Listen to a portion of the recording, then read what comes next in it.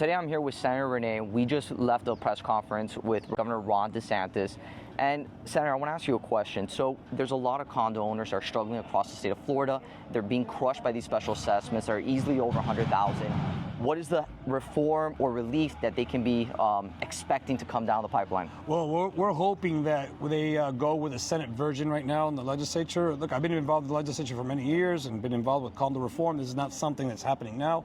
What's happened now is that these assessments, these reserve requirements are really putting a huge burden on our condo association, on our condo unit owners. And with the law that we have before us right now that the Senate is proposing, has two major things. It brings more transparency, but the other two things that it does, it brings funding flexibility for these funds, and it also extends the funding deadline for another year because the law that we've previously passed was that they have to fully fund these reserve requirements. So there's a big issue right now with the insurability of these buildings. So there's a lot of condominium owners that are struggling because citizens or their private insurers are not able to cover them, or they have to meet those structural requirements. And if they do have to meet it, they have to pay that extra assessment. Is there going to be any relief on the insurance side? Look, insurance is something that we've been struggling for a long time, and I can tell you that I'm very close to saying that I've never given a vote to the insurance industry because I'm not their best friend.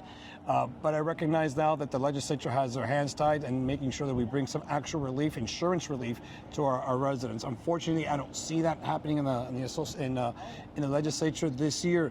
But we have to continue to push that we get condo reform to make sure that we help those that are the most needy in our community, especially those that have made these condos their forever homes.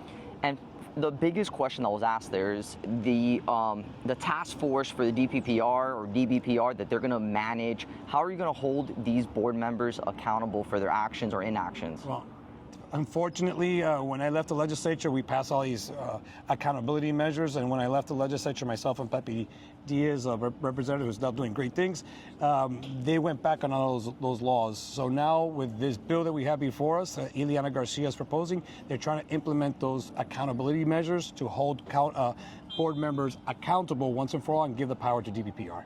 Now, what are your thoughts on the condo crisis, and where do you think the future of Florida is going? Drop in the comments down below. And if you enjoy this type of content, what are you waiting for? Give me a follow. I'm following.